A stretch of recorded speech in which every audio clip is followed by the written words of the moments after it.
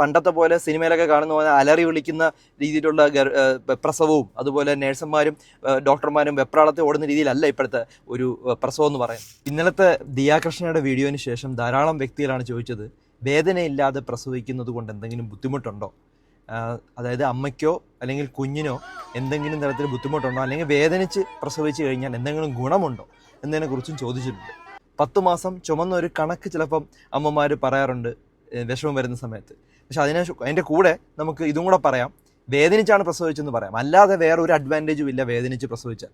ഇപ്പോൾ വേദനയുടെ അളവുകോൽ സാധാരണ നമ്മൾ പറയുന്നത് ഔട്ട് ഓഫ് 10 എത്രയാണെന്ന് പറയാനാണ് പറയുന്നത്. ശരിക്കും പ്രസവ സമയത്ത് 10 ഔട്ട് ഓഫ് 10 അതികഠിനമായ വേദനയാണ്, എല്ലൊടിയുന്ന വേദനയാണ് സ്ത്രീകൾ അനുഭവിക്കുന്നത്.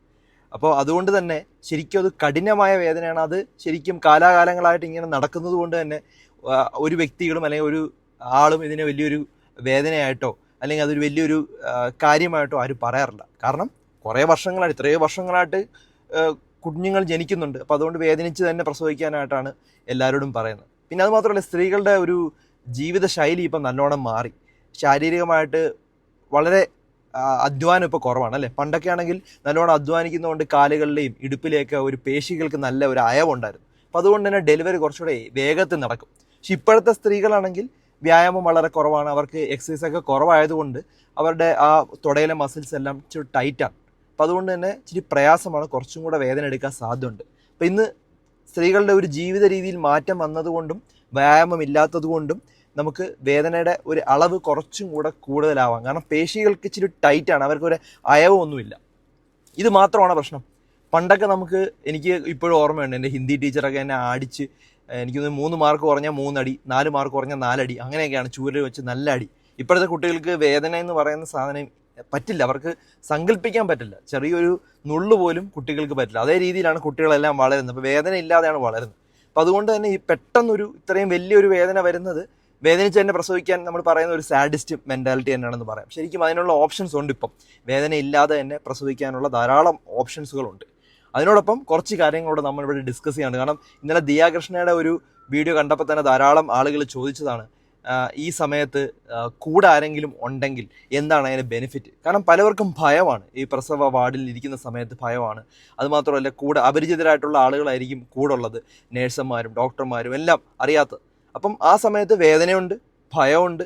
അതിനോടൊപ്പം ഇതെല്ലാം കൂടെ കാരണം ഒരു വല്ലാത്തൊരു മെൻ്റൽ സ്റ്റേറ്റിലാണ് സ്ത്രീകൾ ആ സമയത്തുള്ളത്. അപ്പോൾ നമുക്ക് എങ്ങനെ പ്രസവ വേദന കുറയ്ക്കാമെന്നുള്ളത് പറയാം. അപ്പോൾ ഓരോ വ്യക്തിക്കും അല്ലെങ്കിൽ മറ്റൊരു വ്യക്തിയുമായിട്ട് കമ്പയർ ചെയ്യുന്ന സമയത്ത് അവർ വളരെയധികം വ്യത്യസ്തരാണ്. അവർ ഒരുപോലെ അല്ല ഓരോ വ്യക്തിയും മറ്റുള്ളവർ വേദന എടുക്കുന്നത്. അപ്പോൾ എനിക്കുള്ള വേദന പോലെ അല്ല വേറൊരു വ്യക്തിക്ക് വേദന എടുക്കുന്നത്. അത് പല ആളുകൾക്കും ചെറിയ വ്യത്യാസമുണ്ടോ, അതിൻ്റെ കാഠിന്യം വ്യത്യാസമുണ്ട്. ഇപ്പോൾ വേദന, അതുകൊണ്ടാണ് വേദന നമ്മൾ തന്നെ കൺട്രോൾ ചെയ്യുന്നതാണെങ്കിൽ കുറച്ചുകൂടെ നല്ലതാണ്. ഇപ്പം ഡോക്ടർ ഒരു 4 മില്ലിഗ്രാം അല്ല 5 മില്ലിഗ്രാം മരുന്ന് കൊടുക്കുന്ന പോലെയല്ല, നമ്മുടെ വേദനയുടെ കാഠിന്യം അനുസരിച്ച് നമുക്ക് കുറച്ച് കൺട്രോൾ ചെയ്യാൻ പറ്റിയാൽ അതാണ് ഏറ്റവും നല്ല ഒരു പെയിൻ കില്ലർ എന്ന് എപ്പോഴും ഞാൻ പറയാറുണ്ട്. ഓക്കെ, അപ്പോൾ പ്രസവ വേദന ധാരാളം ശക്തമായതുകൊണ്ട് തന്നെ നമുക്ക് കുറച്ച് സൈക്കോളജിക്കലാണ് അതിൻ്റെ അകത്ത് പലതും. ആ പേടി വരുന്ന സമയത്തും അതുപോലെ തന്നെ ഇതിനെക്കുറിച്ച് ആലോചിച്ചിട്ടുള്ള പേടി കാരണം പല ആളുകൾക്കും കൂടുതൽ ബുദ്ധിമുട്ടുണ്ടാകും. ഇപ്പോൾ പല ആശുപത്രികളിലും ശരിക്കും ഇപ്പോൾ അതിനുള്ള ട്രെയിനിങ്ങിനും ക്ലാസ്സുകളും ഉണ്ട് പല ഹോസ്പിറ്റലിൽ. അപ്പം പ്രസവിക്കുന്നതിന് മുമ്പായിട്ട് അവരവിടെ പോയി ഈ ക്ലാസ്സുകളെല്ലാം അറ്റൻഡ് ചെയ്യും. അപ്പോൾ അവിടുത്തെ സ്റ്റാഫുകളെ പരിചയപ്പെടും, അവിടുത്തെ ഡോക്ടർമാരെ പരിചയപ്പെടും. അപ്പോൾ ഒരു ഭയം കുറേയൊക്കെ കുറയും. ഇത് ശരിക്കും ഇതുപോലുള്ള ട്രെയിനിങ് ഹോസ്പിറ്റലുകളിൽ നിർബന്ധമായിട്ടും കൊടുക്കണം. കാരണം അവർ ആദ്യമായിട്ടൊക്കെ ഡെലിവറി ചെയ്യുന്നവർ ശരിക്കും പേടിച്ച് ഇത്തരം വേദന എടുക്കുന്ന സമയത്ത് അവരുടെ നേഴ്സുമാർക്കൊക്കെ നല്ല ട്രെയിനിങ് കൊടുക്കണം. പ്രോപ്പറായിട്ട് എങ്ങനെയാണ് ഒരു സ്ത്രീയെ ഈ ഭീതിയിൽ നിന്ന് പുറത്തോട്ട് കൊണ്ടുവരേണ്ടത്, വേദന എങ്ങനെ കുറയ്ക്കാം, ഇങ്ങനെയുള്ള കാര്യങ്ങൾ നേഴ്സുമാർക്കും നല്ലോണം ട്രീറ്റ്മെൻറ്റ് കൊടുക്കണം. ആ അന്തരീക്ഷത്തിനെ പരിചയപ്പെടുത്തി കൊടുക്കണം. പരിചയമില്ലാത്ത മുഖങ്ങൾ കാണുമ്പോഴോ അല്ലെങ്കിൽ പരിചയമില്ലാത്ത സ്ഥലത്തെത്തുമ്പോഴാണ് പ്രസവ വേദന വളരെ വലിയൊരു ബുദ്ധിമുട്ടായിട്ട് മാറുന്നതും പേടി സ്വപ്നമായിട്ട് മാറുന്നത്.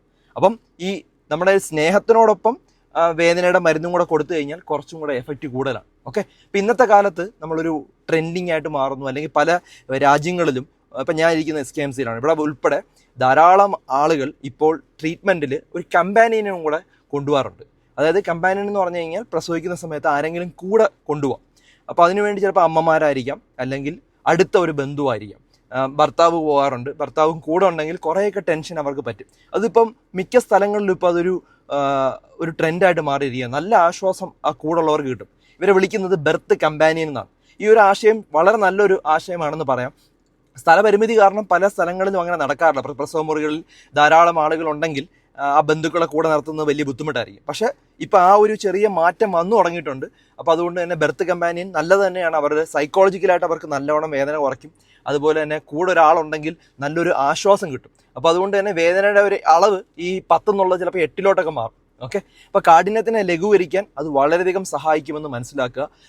ധൈര്യമുള്ളവർ കൂടെ നിൽക്കുക, അല്ലെങ്കിൽ അവിടെ ആ ഒരു ഏരിയയിലോട്ട് നോക്കണ്ട. പക്ഷെ നമ്മൾ ആ കൂടെ നിൽക്കുക എന്നുള്ളതാണ്. ഒരു ഗർഭിണിയുടെ കൈയും പിടിച്ച് അവിടെ നിൽക്കുക, സപ്പോർട്ട് ചെയ്യുക എന്നുള്ളതാണ്. അപ്പോൾ ഇത് ശരിക്കും ആ ഒരു വീഡിയോയിൽ നമ്മൾ കണ്ടതാണ്.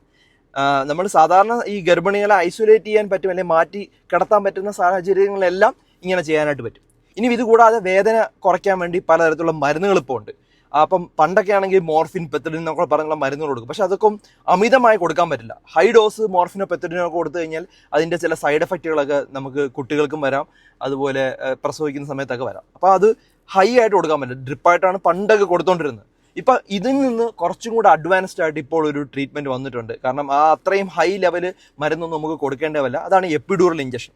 എപ്പിഡ്യൂറൽ ഇഞ്ചക്ഷൻ എന്ന് പറഞ്ഞാൽ നമ്മുടെ നട്ടലിലൂടെയാണ്, അവിടെ കൂടെയാണ് നെർവുകളെല്ലാം വന്നത്, എല്ലാ നരമ്പുകളും. ഈ നരമ്പുകൾ കാരണമാണ് നമുക്ക് വേദന എടുക്കുന്നത്. അപ്പം നമുക്ക് എപ്പിഡ്യൂറലിലുള്ള മരുന്ന് കൊടുത്തു കഴിഞ്ഞ് കഴിഞ്ഞാൽ നമുക്ക് തീർത്തും ഒരു വേദനാരഹിതമായിട്ട് നമുക്ക് ഇരിക്കാൻ പറ്റും. 100% വേദന ഇല്ലാതല്ല, വേദന എപ്പോഴും ഉണ്ടായിരിക്കാം. പക്ഷെ എന്നാലും ഒരു പരിധിയിലേ നമുക്ക് പറ്റുള്ളൂ. ഒരു ലിമിറ്റ് ചെയ്ത് നമുക്ക് വേദന എടുക്കുകയുള്ളൂ. ഒരു ഗർഭിണികൾക്ക് ഒരുവിധം കൺട്രോൾ ചെയ്യാൻ പറ്റും. അപ്പോൾ ഗർഭിണികൾക്ക് തന്നെ ഇത് കൺട്രോൾ ചെയ്യാൻ പറ്റുമെന്നുള്ളതാണ് ഇതിൻ്റെ ഏറ്റവും വലിയ ഒരു അഡ്വാൻറ്റേജ് എന്ന് പറയുന്നത്. ഇപ്പോൾ വേദനാരഹിതമല്ല, പക്ഷെ എന്നാലും എന്താ പറയുക, ഒരുവിധം നമുക്ക് വേദന എടുക്കാതെ തന്നെ ഡെലിവറി ചെയ്യാൻ പറ്റുന്നതാണ് എപ്പിഡ്യൂറൽ അനജലസ്. ഇതൊരു നൂതനമായ ഒരു മാർഗ്ഗമാണ്. കുറേ വർഷങ്ങളായിട്ട് ഇത്തരത്തിലുള്ള ട്രീറ്റ്മെൻറ്റ് ഇപ്പോൾ അവൈലബിൾ ആണ്. നമ്മുടെ ഈ സ്പൈനൽ കോഡിൽ കൂടെ വരുന്ന ആ നെർവുകളെ നമുക്ക് ഈ ഇഞ്ചക്ഷൻ വഴി മരയിപ്പിക്കുകയാണ് ചെയ്യുന്നത്. അപ്പോൾ അതുകൊണ്ട് വേദന അറിയില്ല. ഓക്കെ, ബുപ്പിവെക്കൻ എന്നൊക്കെ പറഞ്ഞുള്ള മരുന്നുകളാണ് കൊടുക്കുന്നത്. സാധാരണ നമ്മളിപ്പോൾ തേള് കടിച്ച് വന്നാലോ അല്ലെങ്കിൽ വലിയ മുറിവൊക്കെ വന്നു കഴിഞ്ഞാൽ ഇവിടെയൊക്കെ വേദന ശക്തമായിട്ടുള്ളപ്പോൾ ഞാൻ ഉൾപ്പെടെ ബുപ്പിവെക്കൻ സ്ഥിരമായിട്ട് കൊടുക്കാറുന്ന മരുന്നാണ്. അതിൻ്റെ ഗുണമെന്ന് പറഞ്ഞാൽ ഒരു 6 മണിക്കൂർ 7 മണിക്കൂറത്തേക്കൊക്കെ വേദന ഒട്ടും കാണില്ല. ഓക്കെ, അപ്പോൾ അത് സൂക്ഷ്മമായിട്ടുള്ള ഒരു കത്തീറ്ററായിരിക്കും നമ്മുടെ ഈ നട്ടലിലോട്ട് കുത്തി വെച്ചിട്ട് നമ്മുടെ ആ മരുന്ന് കുറച്ചായിട്ട് കൊടുക്കും. അപ്പം നമുക്ക് ആവശ്യം കഴിയുമ്പോൾ അതെടുത്ത് മാറ്റുകയും ചെയ്യും. അപ്പോൾ ഒരു പ്രശ്നവും ഇല്ല. ആ സമയത്ത് ഒരു അനസ്തേഷ്യയാണിത് കേട്ടോ, ഒരു അനസ്തേഷ്യയുടെ ഒരു വകഭേദമാണെന്ന് പറയാം. പക്ഷെ നമുക്ക് വേദന കുറയ്ക്കാൻ പറ്റും, പിന്നെ ആ ഒരു സെൻസിറ്റിവിറ്റി കുറയ്ക്കാൻ പറ്റും. നെർവിനെ മാത്രമേ ഇത് കൺട്രോൾ ചെയ്യുന്നുള്ളൂ, അല്ലാതെ പേശികളുടെ പ്രവർത്തനത്തിനൊന്നും കൺട്രോൾ ചെയ്യാത്തതുകൊണ്ട് പ്രസവം സുഗമമായി നടക്കും. അപ്പോൾ അതുകൊണ്ട് ഇത് ചെയ്തവർക്ക് സിസേറിയനിലോട്ട് പോകുന്നൊന്നുമില്ല. ഗർഭിണികൾക്ക് ഒരു ബുദ്ധിമുട്ട് വരാതിരിക്കാനും വേദന വരാതിരിക്കാനും വേണ്ടിയാണ് എപ്പിഡ്യൂറൽ ചെയ്യുന്നത്. സാധാരണ എപ്പിഡ്യൂറലിൻ്റെ കോംപ്ലിക്കേഷൻ എന്ന് പറഞ്ഞു കഴിഞ്ഞാൽ ഒത്തിരി ഒരു ബുപ്പിവെക്കാനൊക്കെ വന്നു കഴിഞ്ഞാൽ ചില ആളുകൾക്ക് അലർജി ഉണ്ടാവാറുണ്ട്, അലർജിക് റിയാക്ഷൻ ഉണ്ടാവാറുണ്ട്. പിന്നെ അതുകൂടാതെ ചില ആളുകൾക്ക് ഇത് എഫക്റ്റ് ഇല്ലാതെ വരാറുണ്ട്. അതൊക്കെ വളരെ മൈന്യൂട്ട് സൈഡ് എഫക്റ്റാണ്, അല്ലാതെ വലിയ പ്രോബ്ലംസ് ഒന്നും ഇതിനില്ല. കുഞ്ഞിനോ അമ്മയ്ക്കോ ഒരു പ്രോബ്ലം ഉണ്ടാവാറില്ല. പൂർണ്ണമായിട്ടും ആരോഗ്യകരമായിട്ടുള്ള ഒരു കുഞ്ഞായിട്ട് നമുക്ക് ജനിക്കാനും പറ്റും. അതുപോലെ അമ്മയ്ക്ക് വലിയ ബുദ്ധിമുട്ടില്ലാതെ ചെയ്യാൻ പറ്റും. അപ്പോൾ സാധാരണ എപ്പിഡ്യൂറൽ അനാൽജസിയെ പറ്റി പറയുമ്പോൾ പല ആളുകൾക്കും ബന്ധുക്കളൊക്കെ പറയുന്നത് ഞാൻ നൊന്തല്ലേ പ്രസവിച്ചത്, അല്ലെങ്കിൽ പിന്നെ ഇത്രയും നാൾ ഇങ്ങനെയൊന്നും അല്ലായിരുന്നല്ലോ, പിന്നെ എന്തിനാണ് എന്നൊക്കെ ചോദിക്കാം. പക്ഷെ അത് തെറ്റാണ്. ശരിക്കും ഇപ്പോഴത്തെ ഒരു കാലഘട്ടം നോക്കുവാണെങ്കിൽ ഇതൊരു പുതിയ അഡ്വാൻസ്ഡ് സമയത്ത് നമ്മൾ ശരിക്കും എപ്പിഡ്യൂറൽ എടുത്തെന്ന് പറഞ്ഞാൽ ഒരു കുഴപ്പമില്ല. വളരെ സേഫ് ആയിട്ടുള്ള ഒരു ഇഞ്ചക്ഷൻ തന്നെയാണ്. പല ആളുകൾക്കും സംശയമുണ്ട് വിട്ടുമാറാത്ത നടുവേദന ഇത് കാരണം വരുമോ എന്നുള്ളത്. എപ്പിഡ്യൂറൽ അനാൽജസി എടുത്ത വിട്ടുമാറാത്ത നടുവേദനയൊന്നും വരാറില്ല. തികച്ചും സുരക്ഷിതമായിട്ടുള്ളൊരു ഇഞ്ചക്ഷൻ തന്നെയാണ്. പിന്നെ വേദന താങ്ങാൻ വയ്യാത്ത ഗർഭിണികൾക്കും അതുപോലെ പേടിയുള്ളവർക്കും അങ്ങനെയുള്ളവർക്കൊക്കെ ഇത് ഉറപ്പായിട്ടും എടുക്കാറുണ്ട്. മിക്ക സ്ത്രീകളും ഇപ്പോൾ ഇതിനെക്കുറിച്ച് അറിയാം. ഗർഭാശയത്തിൻ്റെ മുഖം അല്ലെങ്കിൽ സെർവിക്സ് വികസിച്ചിട്ട് വേണം കുഞ്ഞ് സുഗമമായി പുറത്തോട്ട് വരാൻ. അപ്പം വേദന ഒത്തിരി ഉണ്ട്, അതുപോലെ തന്നെ ഭയം ധാരാളം ഉണ്ടെങ്കിൽ ഇത് വികസിക്കില്ല. ഇത് എവിടെ തന്നെ ഇങ്ങനെ പേടിച്ച് അവിടെ നിൽക്കും. കാരണം വേദന വരുമെന്ന് വിചാരിച്ചുകൊണ്ട് ഒരു ടെൻസ്ഡ് ആയിട്ടുള്ള ഒരു വുമൺ ആയിരിക്കും, അല്ലെങ്കിൽ ടെൻസ്ഡ് ആയിട്ടുള്ള സെർവിക്സ് ആയിരിക്കും. അത് കാരണം തെറ്റും ഈ പ്രസവം മുന്നോട്ട് പോകില്ല. അപ്പം സുഖപ്രസവത്തിന് പകരം സിസേറിയനിലോട്ട് പോകാനുള്ള സാധ്യത കൂടും. അപ്പോൾ ശരിക്കും ഇതുപോലുള്ള എപ്പിഡ്യൂറൽ ഇഞ്ചക്ഷനൊക്കെ എടുത്തു കഴിഞ്ഞാൽ എന്താ ഗുണം, പെട്ടെന്ന് ഡെലിവറി നടക്കാനും നല്ലതാണ്. അപ്പം ഇത് നിങ്ങൾ ഡോക്ടറോട് ചോദിച്ച് മനസ്സിലാക്കുക. നമ്മൾ ചിരിച്ചുകൊണ്ട് പ്രസവിക്കുന്നതാണ് ഇനിയുള്ള ഒരു കാലഘട്ടം. നമ്മളങ്ങനെ വേദന എടുത്ത് പ്രസവിക്കേണ്ട ഒരു കാലഘട്ടമൊക്കെ കഴിഞ്ഞു കഴിഞ്ഞു. അപ്പം ഈ ഒരു എപ്പിഡ്യൂറൽ അനാൽജസിയെക്കുറിച്ച് വ്യക്തമായി മനസ്സിലാക്കുക.